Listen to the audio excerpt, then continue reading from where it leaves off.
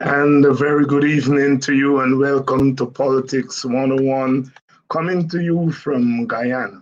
Coming to you from Guyana on a Monday night. Welcome to Politics 101. David Hines here with you.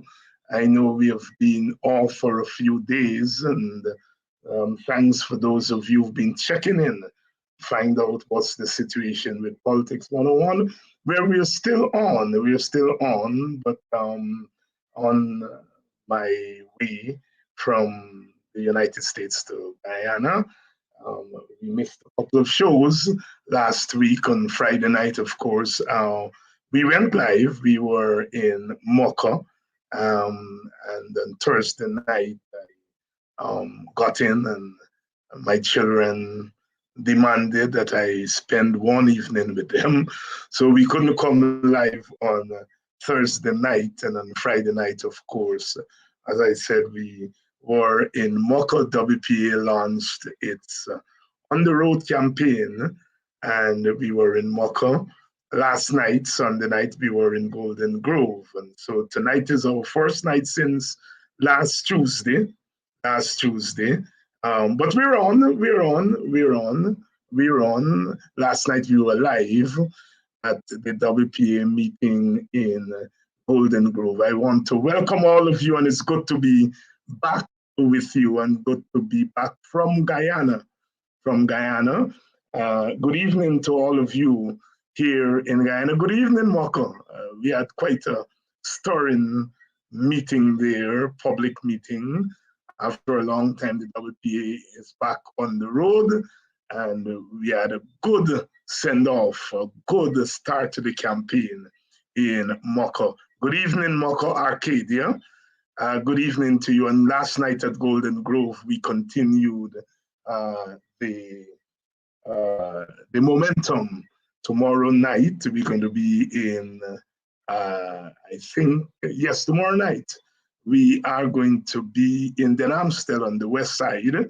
So those of you in the audience from Den Amstel, we are coming to Den Amstel tomorrow night at the usual meeting place in the village, the Claypick Road. Good evening, and it's so nice, so beautiful to be back in the community and speaking publicly to our people. As I said, very, very, very vibrant meetings, very vibrant in Mocha Arcadia. Welcome. Good evening to the people of Golden Grove. We come on the air tonight, and they have laid charges against the moving spirit behind the protests after Quindon Bacchus was murdered last year in Golden Grove. Sister Robin Simon, a wanted bulletin was issued for her, and she turned herself in today with her lawyers. So far as we know, she is in the lockups. We have not heard any development since. And so this is what we're talking about. This is what we're talking about. Our community, and the family, the opposition family, is under attack. It continues. They charged all those men, I think 12 of them from Golden Grove, Nabaklis, Haslington, for terrorism. They charged them for terrorism. And now they've gone after women. Sister Robin Simon, who was one of the chief organizers of those events after the young man was murdered, she has now been taken into custody. Well, she turned herself in after a wanted bulletin was issued for her. And this is the thing that we have been hammering away, both on this program and other programs, and that we in the WPA decided that we have to go on the road. We have to go on the road because when our people are under attack, we have to be out there with them. And we went live with those two meetings, and so some of you were able to hear the message, but once again, we have to report that one of our people one of our people, a member of the opposition, but in her capacity as chief organizer of the protests after Quindon was murdered, she has now been taken into custody and most likely will be charged for terrorism. The attack on the community continues. Good evening to all of you who are joining us. Good evening to those of you who are joining us from the United States of America, wherever you are, whether you're in South Carolina or North Carolina, New York, New Jersey, Arizona, California, Washington, D.C., Maryland, Virginia, or you're down there in Florida, welcome. Welcome to Politics 101. Again, tonight we have to be announcing another attack. And of course, you all are familiar with that attack that took place on the PNC when they moved in and ripped down, demolished the PNC's headquarters at Lethem. But this time the PNC has decided to fight back. They've reoccupied the building, and we want to applaud them for that. Because, you know, it's common knowledge that the PNC has not been fighting back on behalf of their people. When we announced last night at Golden Grove that the PNC reoccupied the building and that we endorsed that bold act of fighting back, there was a loud round of applause from the crowd. Because we don't have to engage in violence. The violence is coming from the other side. But we have to stand up when we are being attacked. And we have to be led by our political parties. And the PNC has been playing around, in my estimation, when it comes to standing up against this government. One is not saying to go on the road and to rip up places and set places afire. That's not what we're talking about. We're talking about symbolic actions. They throw you out of your building that you've been occupying since 1975, 48 years. And you do what normal people do, you go back into the building. And so we want to applaud the PNC for that. And we are saying that that is what we want to see from our parties. We want to see fight. We don't only come and we complain, and we don't do anything to show our people that we are not taking this lying down and complaining. I said on this program that I thought what happened in Mocha Arcadia should not have been allowed to pass without some kind of action on the part of the opposition. And we can't tell the PNC what action to take. They will have to decide that. But the very little action of reoccupying the building is itself a big statement. It is the government that moved first. They're the ones demolishing. They demolish people's homes at Mocha, demolish people's homes at Linden, and they now move to demolish the party office, the big party. And we are glad that the PNC decided that they were going to take some counteraction. Good evening to all of you. Good evening to those of you joining us from the Caribbean. Welcome to Politics 101. Yes, we were not kicked off. We did not give up the fight. I know our last show was last Tuesday. I traveled on Wednesday and so couldn't come on Wednesday. Thursday, my children read the riot act to me and said they want one evening, one night of my time. One of them is visiting from England, and she and her two siblings here said, no. No politics 101 tonight. The politics 101 has to be for us. And sometimes you have to bow to the wishes of the family. And on Friday night, of course, we were in Mocha. And so I had to speak there. The meeting started at 6 o'clock. Camps TV went live, so some of you were able last night. Both Camps TV and Politics 101 went live. And so here I am today.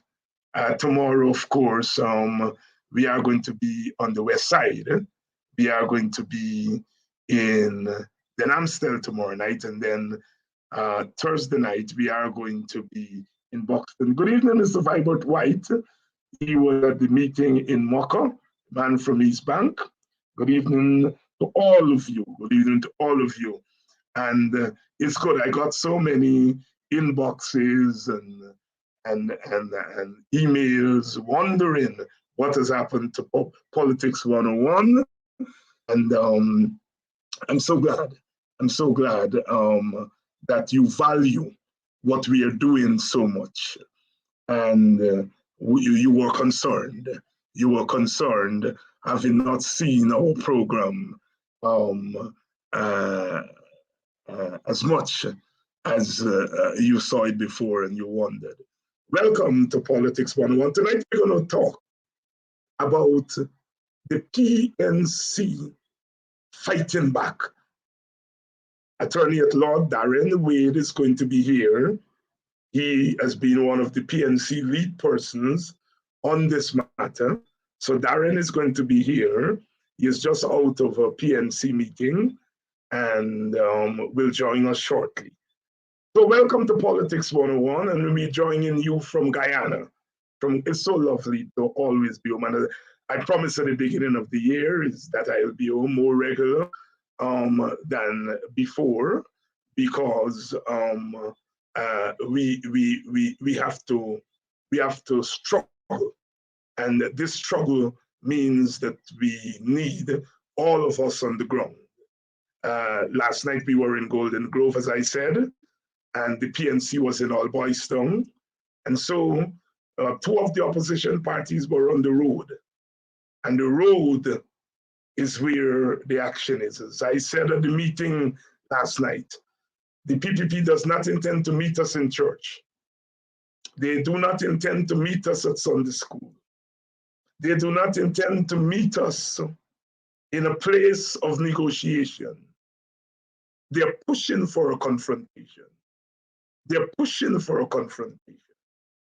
And we have got to decide that we are not going to sit back and take blows and not push back, not push back.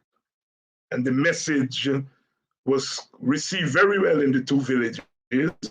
Last night, the WPA, we declared a campaign of civil disobedience. And we made it clear that our people should not cooperate with the government. Our people should not be obedient to the government. We're not asking you to break laws, but we are asking you not to cooperate with the government. We're asking you not to allow yourselves to be used by the government. If they tell you to spy on your neighbor, say no. Or even if you say yes to them, give them wrong news. You've got to undermine. We've got to undermine. This government is undermining the interests of half of our population. And we're tired of sitting back and not let it be known that we are not going to tolerate it. Only we can stop the impasse that is heaped upon us. Last night I enumerated for everybody to remember. It all started on March 6th, 3 years ago. Today is March 6th. On March 6th, when PPP supporters in Bushlot and Bat Settlement, and in Lusignan and Horstellin and across the river, several communities, they took to the streets and they were beating police chasing police. They were stoning school children, black school children, black policemen, black policewomen. Those policemen and policewomen would not have allowed people in the black community to stone them. And so, sisters and brothers, that was the beginning. That's when they started. And then after they took power, immediately the Henry boys were murdered. 2 young, beautiful boys, not yet men. They were murdered. And then they murdered young Arish Singh because apparently he saw what happened.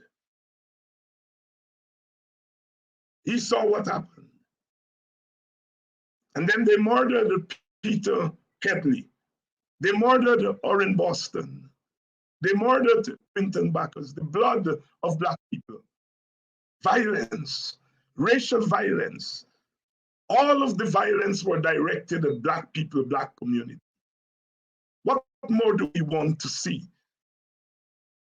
Not one instant of those violence was directed at any other ethnic community, all against black communities.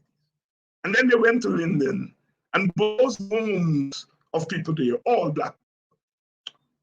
They went to back Success and bulldozed black people homes. They remember that way back, the bulldozing start. And then they went to Mocha and bulldoze homes. And now they've gone to Lethem, bulldozing the party headquarters, the PNC headquarters, all directed at African Guyanese. The trend is there. They charged and locked up Lowenfield, Roxanne Myers, other people at GCOM. They locked up, charged and locked up. Sister Valda Lawrence, all African Guyanese, all African Guyanese. Up to now, those cases have not been brought before the court. And now they've locked up those men from Golden Grove, Nabatas, Haslington, and they're moving to lock up more. They're moving to lock up women, all African Guyanese, all African Guyanese community. If we live in a multi-ethnic society, why only one ethnic group is being targeted for the violence of the state? That is why we said last night that we agree with Coffee 250. WPA agrees with Coffee 250. We are in an apartheid state. Apartheid does not only mean living separately, it means being treated separately. In 1896, in the Plessy versus Ferguson case, the Supreme Court of the United States said that you may be equal under the law, equal before the law. The 14th Amendment said that. But because you are socially unequal, you cannot have equal treatment. Note, you're equal before the law, but you are socially unequal. That is what this PPP government is saying. Yes, you're equal before the law, but you are treated differently under the law. Separate and unequal. That is what we have in Guyana. And that was what we had in America from 1896 to 1954. Legal segregation, segregation by law, and segregation in practice. Even when the court said that where there was equal amenities, that African Americans should be given access. So if there was not a black university in a particular county or state,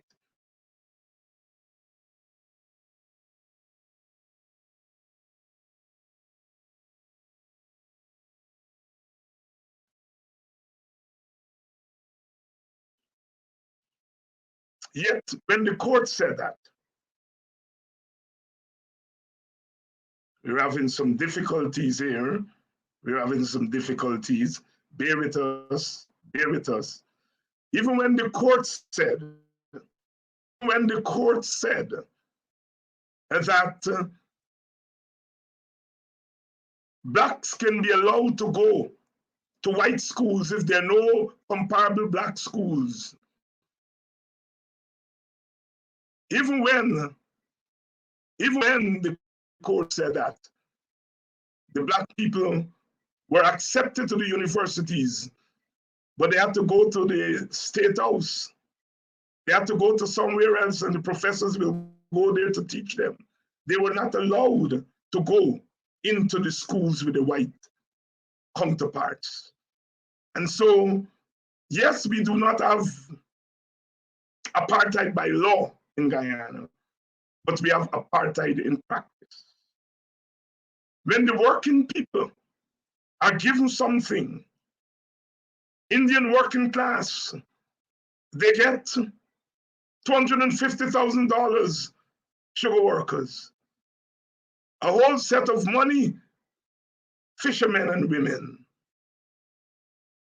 And when it came to the public service, the black people predominate, 8% of nothing.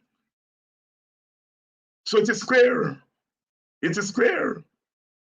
we are in the same river, but we are in different boats. The Indian working people and the African working people are in the same river, but we are in different boats. Indian mothers don't have to worry that their sons would be shot down by the police just because they're Indian. Indian communities don't have to worry that their homes would be demolished just because they're Indian. The Indian working class, their women won't have to worry that lawyers will spit in their faces just because they're Indian. The Indian working class don't have to worry that their lawyer daughter would be locked up for doing her work. Oh God, is it not clear for all to see? To see where the violence is directed. There's no equal opportunity for the violence, the political violence, the physical violence, the racial violence, the economic violence. It's all coming the way of the African community. And that is why I want to say, as I've said, our struggle is not against the Indian people. Our struggle is not against the Indian working class. Our struggle is against the Indian oligarchy and the Indian political leaders who, in the name of Indian people, are carrying out the vicious attack on the African Guyanese community. Indian community doesn't have to worry that anybody would go into a high school and chase their children out and say, this area is not for you, this village is not for you. Indian working class doesn't have to worry about ethnic cleansing. Our people are being cleansed from Woodley Park, and we don't know where next. And so the WPA decided that we have to take to the road. And we have to be out there with our people, giving them the strength, the political nourishment that they need. And we cannot leave it just to the PNC. Other opposition groups have to do the same. Some of you are asking, where is the AFC? But I can't speak for the AFC. I can speak for the WPA. That we understand the role that has to be played. We are playing our role. And so we have announced civil disobedience. Way back in the 1970s, after the 73 election, the PPP announced civil disobedience, a program of civil disobedience, starting in 1973 and stretching to 1976. The civil disobedience meant that they did not cooperate with the government. They burned canes. They brought only what they want to sell to the markets. And when they were finished making back their money, they dumped the rest of food before selling it to supporters of the PNC. That was their civil disobedience. They sabotaged the national economy, burning canes. They went on strike. So civil disobedience is not new. The WPA itself, 1979-80, launched what we call the civil rebellion. We went further. And so we have had a long history of civil disobedience. And let the PPP say to us that they have not any civil disobedience. And so the WPA says boldly that in this time, in this period, we have to engage in civil disobedience. We are satisfied. We are satisfied that the attack is a one-way attack. We are satisfied that it's a one-way attack. We are satisfied that the attack is coordinated. We are satisfied that the PPP is intentional in what they're doing. We are satisfied that they've closed all doors to any peaceful negotiation. We are satisfied that they are prepared to go to any lengths to hold on to power in an illegitimate way. Because the PPP government is not a legitimate government. It may be a legal government because they came to power under the instruments of the law. But they are not a legitimate government because the government arose from a disputed election. We in the WPA said that during the 5 months. It was a disputed election. The Americans who helped to remove the coalition government later on agreed with it. And that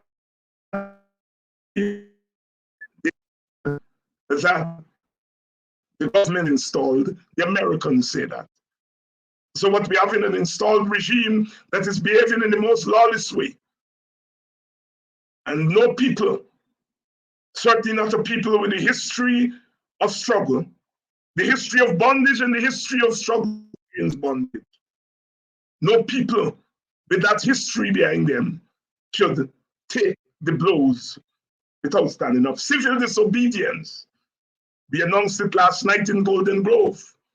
The media, of course, will not cover us, but we will use these platforms to let Guyana know that it's time for civil disobedience. And we hope to meet with our comrades in the opposition to propose the idea to them.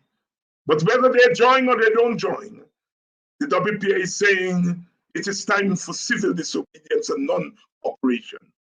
They're not cooperating with the government. And we were glad to see civil disobedience in Lethem. That is what we are talking about. You take away our building today and tomorrow we repossess the building. That's civil disobedience. And we're glad to see that the PNC has awakened from its slumber and to recognize that the PPP is not going to meet us in Sunday school. They're not going to meet us in church. They're not going to meet us in the drawing room. They're not going to meet us in parliament. They are going for confrontation. They're going for confrontation. And while we are not initiating confrontation, we cannot sit by and allow ourselves to be bruised. And so tonight's program, PNC Fight Back. PNC fights back. That's what we'll be hearing. We heard it in Mocha the other night. We heard it in Golden Grove last night. They want to see their parties fight. They're not about violence. But you can't have people being charged for terrorism in Golden Grove, and you have not come to Golden Grove in solidarity with them. That's what we're talking about. That's the civil disobedience that we're talking about. They do not want us to go to Golden Grove. They do not want us to go to Moko. So we go to Moko, we go to Golden Grove, civil disobedience. My brother Darren Wade, who himself has been calling for affirmative action on the part of the opposition.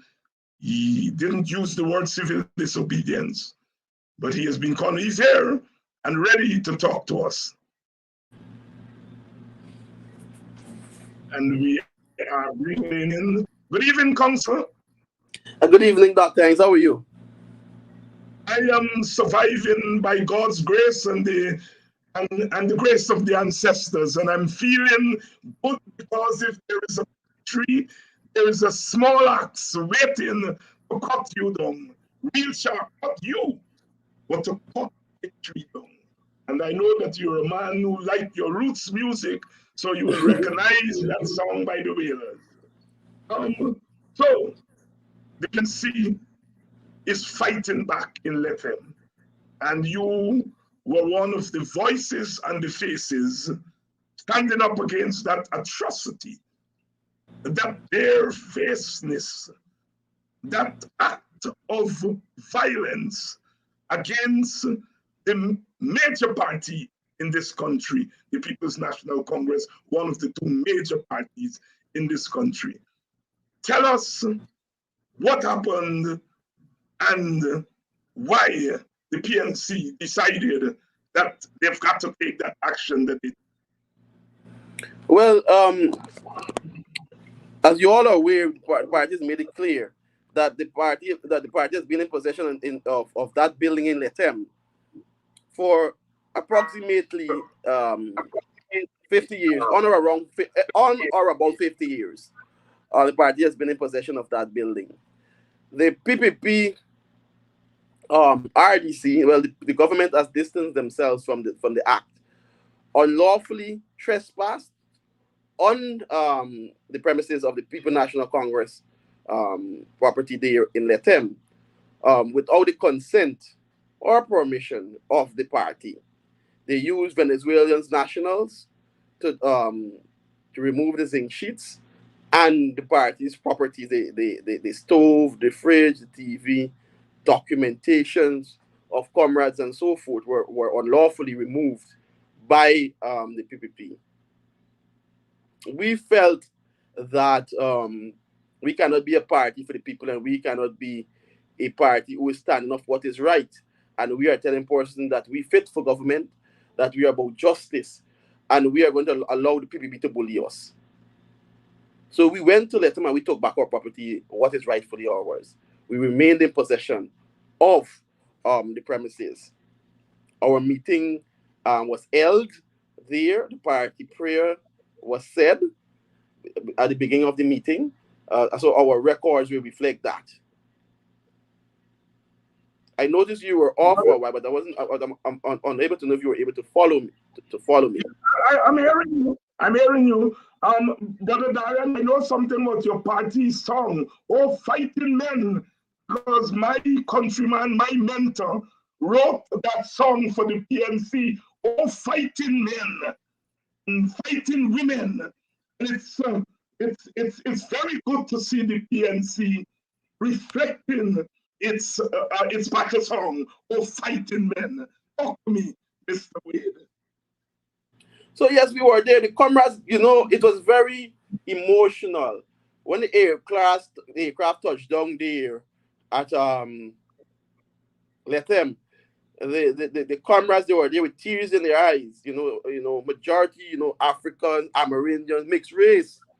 They were there in tears in their eyes, there to welcome us, crying of what has took place. There, Mr. Charles Ramson Jr. was there on the ground. Apparently, he has something to do with sports there. He was there with the police command, and I approached the police command, and I let them know or Mr. Ali, that we were disappointed that the police was used to oversee such an unlawful act. We explained to him that we expect nothing but an impartial investigation into the matter. Of course, we know the police, they're not professional, professional police force. We have the police force has become an arm of the PPP government. The PPP has been using the police force to settle political scores, which is unfortunate in a democracy.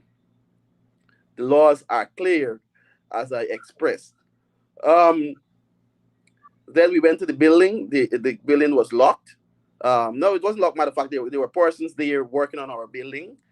There was a padlock there, and also there was a fence. And we released a nail, released parts of the we released to access our building and recapture our building. We released a few nails from the fence, and we enter.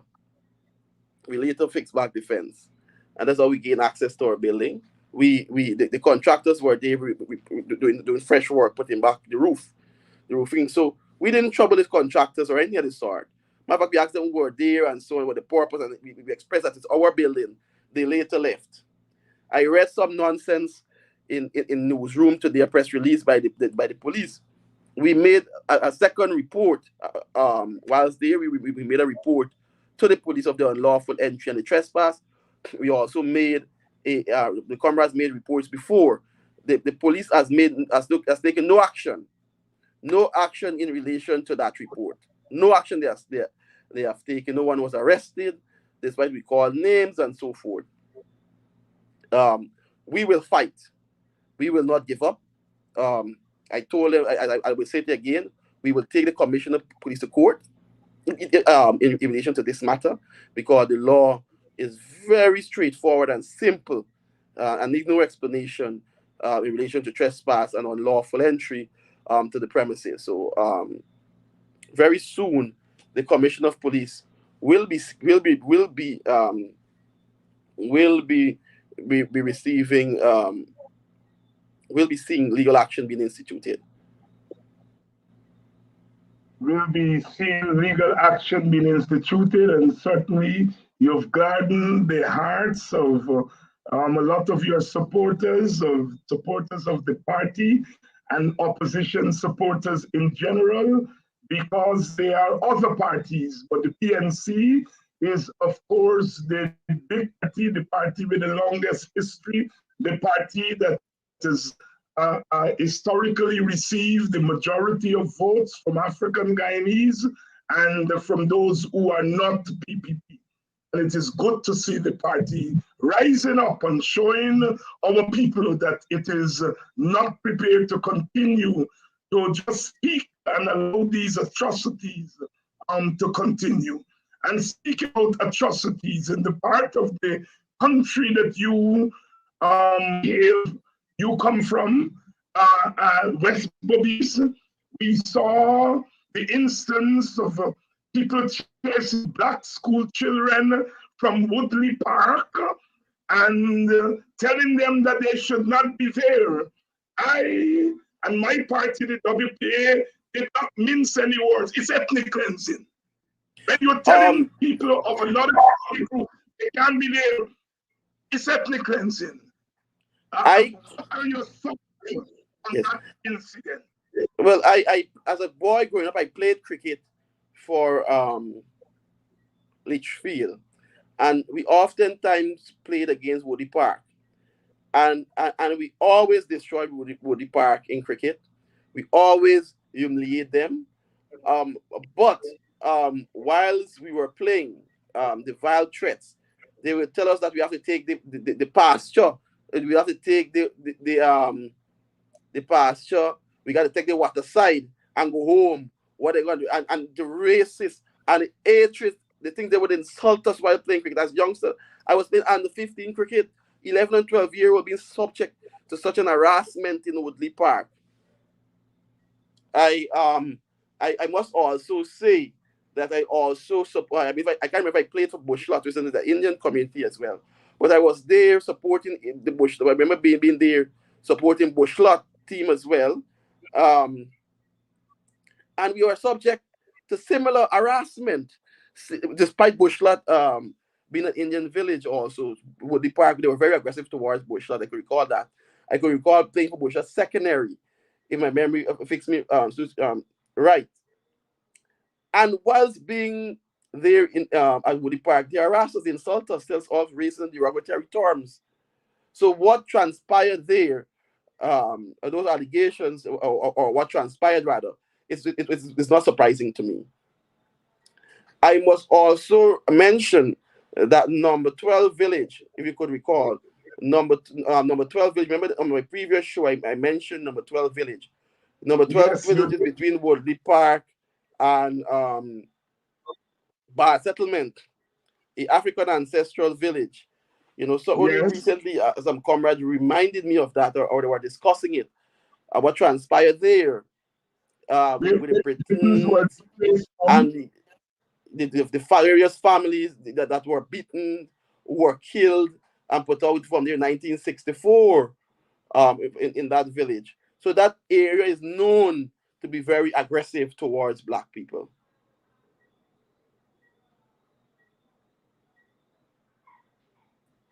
That area is known to be aggressive towards Africans, Yes. and you are not surprised. And a lot of people I talk to from that area express similar sentiments.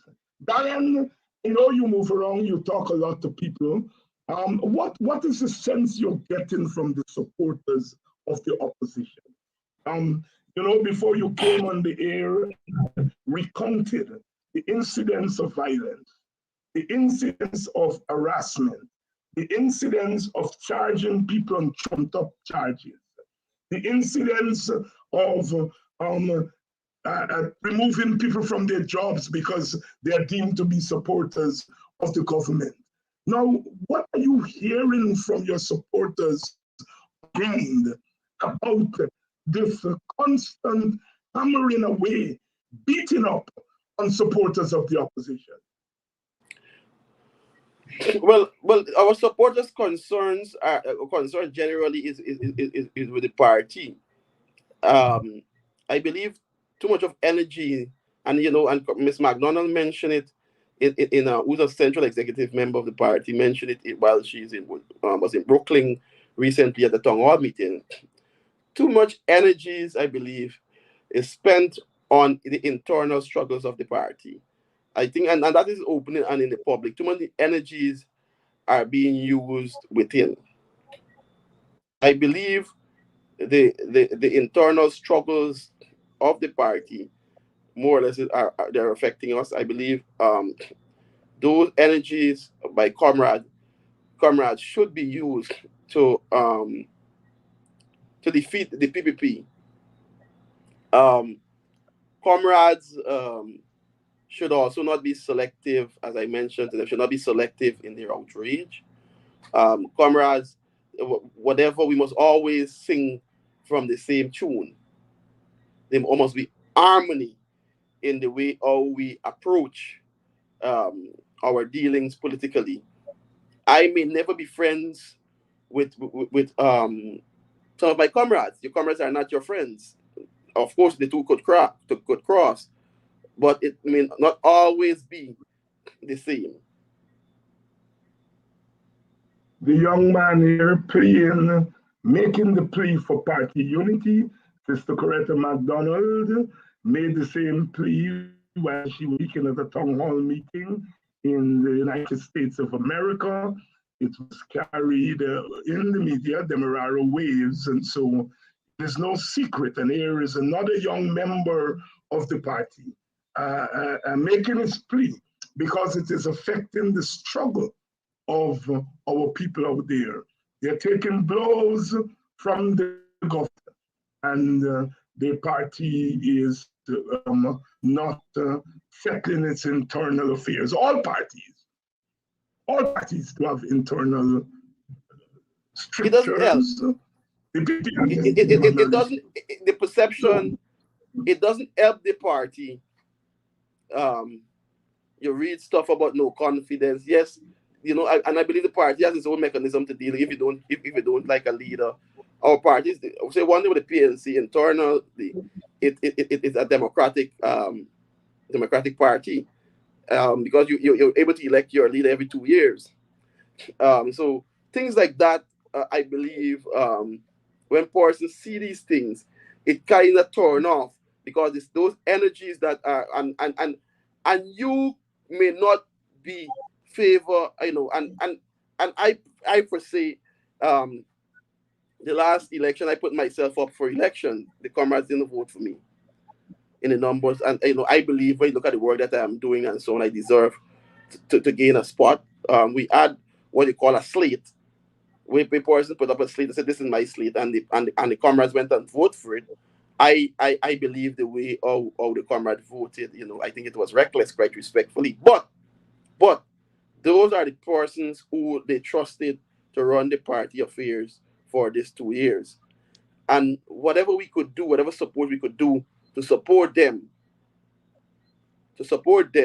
we must continue to do it.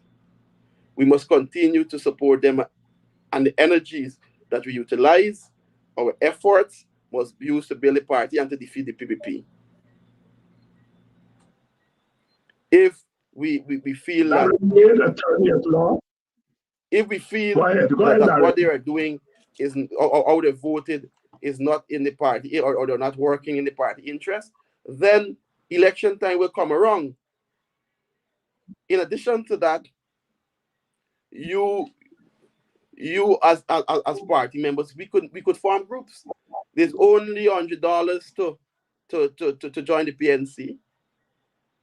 So comrades also need to look at party activism, to expand your reach politically. So that is more or less my concern. As I mentioned, I a lot of persons talked about it. I didn't agree with the slate system. It was not the best thing, I believe, but that's what the comrade chose. That's what they picked to be the leaders, and so be it. Elections is going to come around, and then we will deal with party election issues. But as for now, we have our leaders, and we should work to support our leaders of the party. Our effort must not work to support. Yes. Go ahead. No, right. So no, that's basically what I was saying. Our effort must use to support. Must use our efforts to support the current leadership to ensure that we defeat the party. The leadership may not be perfect, as in all cases, but it is what we have. And in the PPP case, Barry Jack, you could be as bad as he is, or whether or not if they want to call you bad or good or what have you, but they will support whatever the internal struggle they have. But when it comes to political issues of the party, there is no segregation. If Jack, you say that the blue building is red, everybody check the Facebook page. They have that building is red. They will go with it. And that is what is absent from the party. And I have spoken to comrades quietly, and I have said to them, no, your approach must be on unity. If I see you commenting on A, I must see you commenting on B. If you're challenging the Moko issue, you must also challenge the Daniel Seram issue.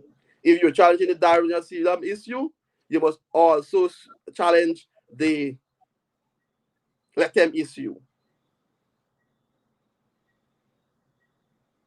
In unity, there is strength. And that is what I left with the comrades on the ground in Lethem. And when we left, the morale was high. Morale was high. Good evening to those of you who were just joining us. Let me mention this too. If you were part of the struggle with the mayor of the city of Georgetown, you must also be part of everything else as well. You mustn't choose your struggles. Well, you mustn't choose the issues, but once they're party issues. I remember I was listening to and this coming to mind as I speak to this what's his name again? Comedy the other day, Chris Rock, as he was slapped by Will Smith, and he made that point. He said Will Smith probably that he has selective outrage. Because all the wrong things that other people did to him, he didn't do anything to them, but he come and he slapped me. So we must not have selective outrage. The PPP do something wrong, we must call it out. We must have. We must not have selective outrage. A plea for party unity from a young member of the People's National Congress.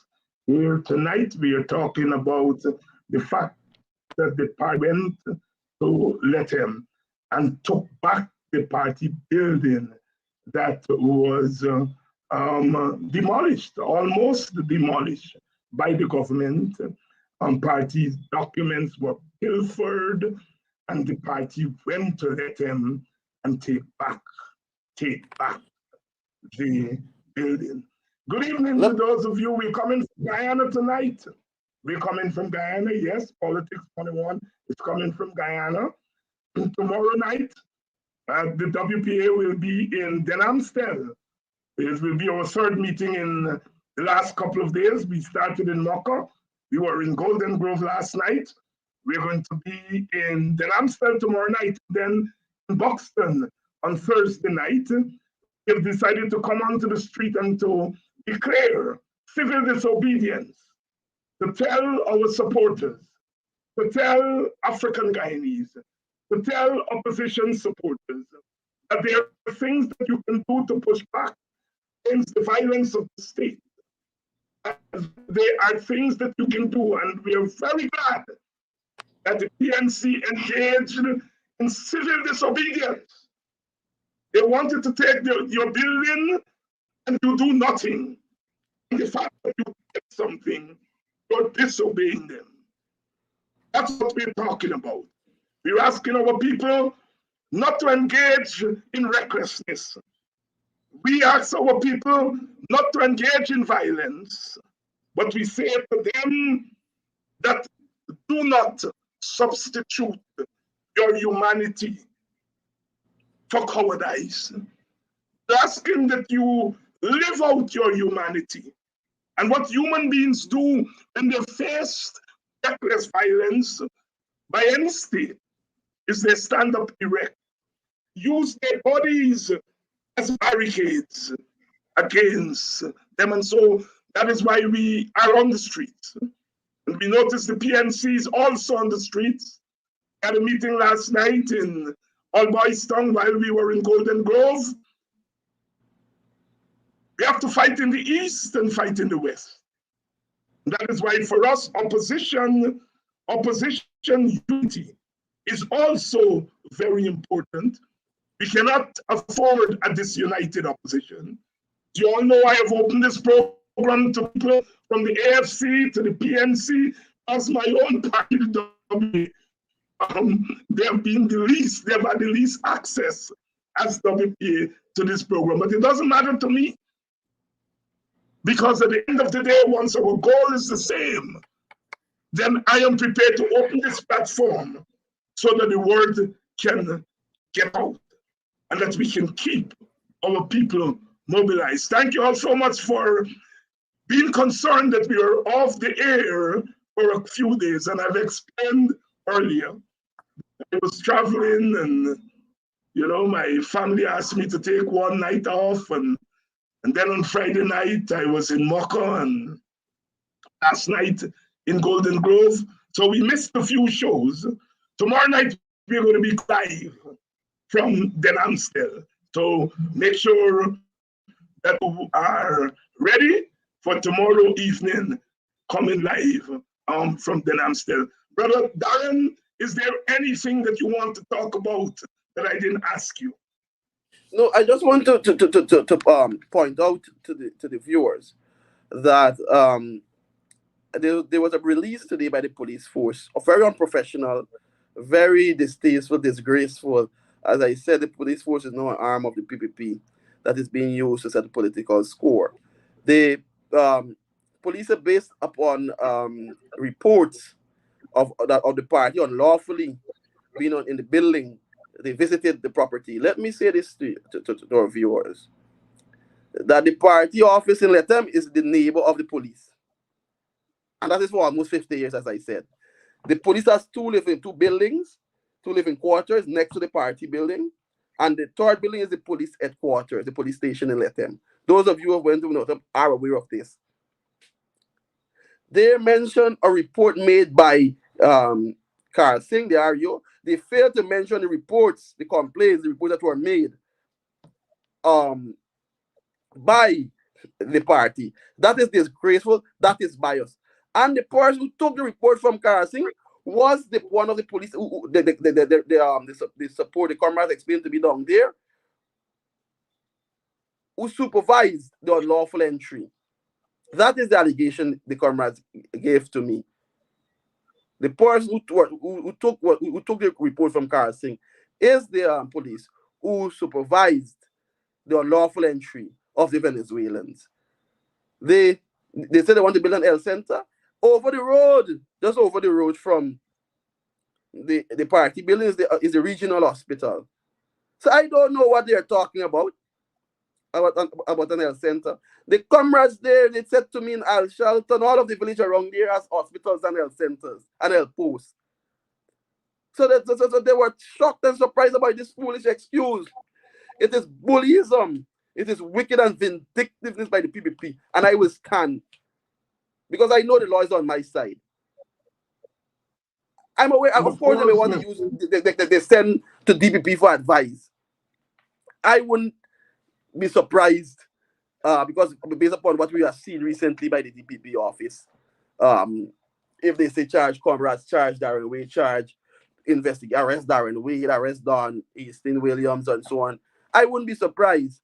But it would be an honor and a joy to be arrested for justice. I would join the likes of Nelson Mandela, Martin Luther King, and the others.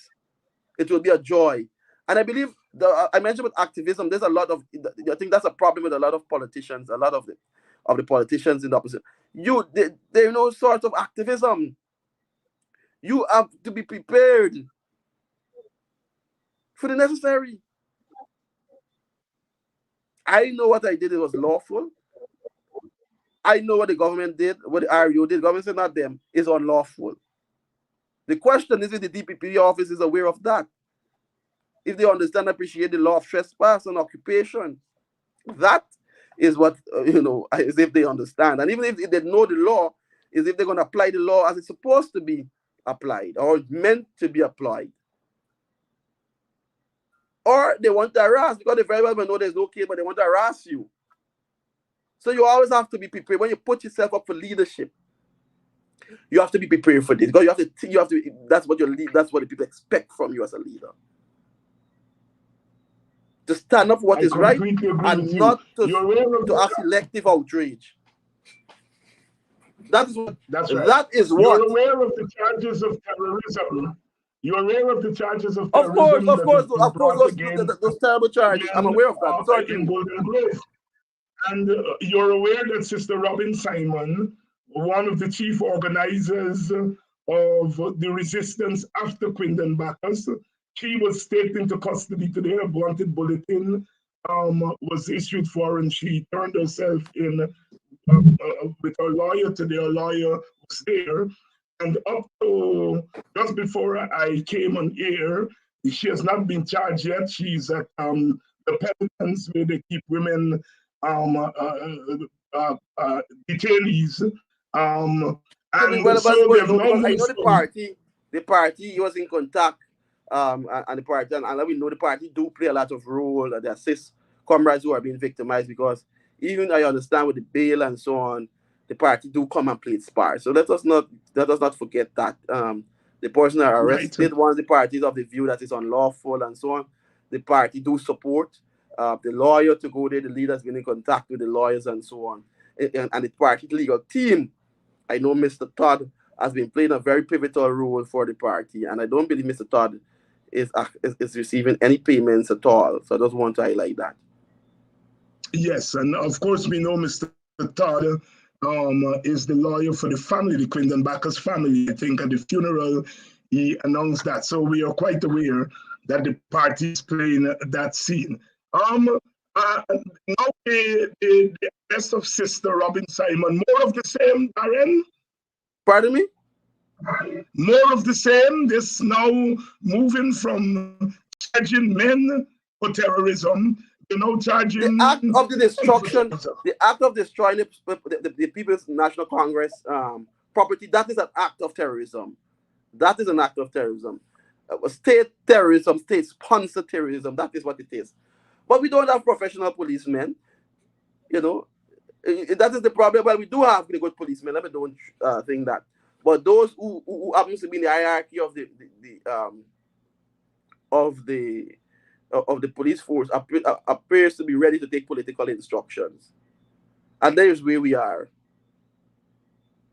So the party, as we say, you're going around. The party comrades must do activism. They must be able to go into communities, and it's time we start mobilizing. That's me. We should start mobilizing.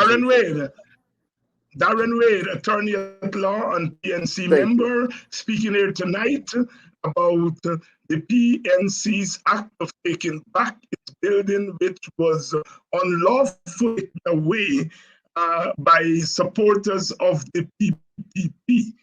And in an act of civil disobedience, the PNC went there and took back the building. Darren Wade, closing thoughts. Those are my closing thoughts. But for comrades, right, I want you to remain mobilized, remain in tune, especially, you know, as we say in the opposition, the women are the backbone for the PNC. And for you to remain mobilized, talk to your neighbors. When we need you, support us. Whatever necessary you could do to support us.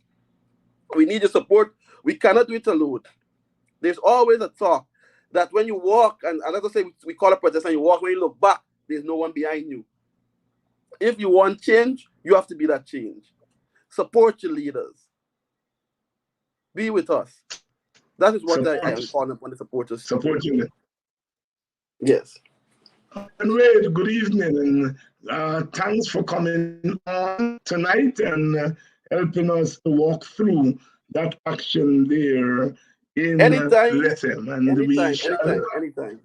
Subject to my availability. Thank you very much, madam. You too, sir. And thank you for having me. Thank you very much.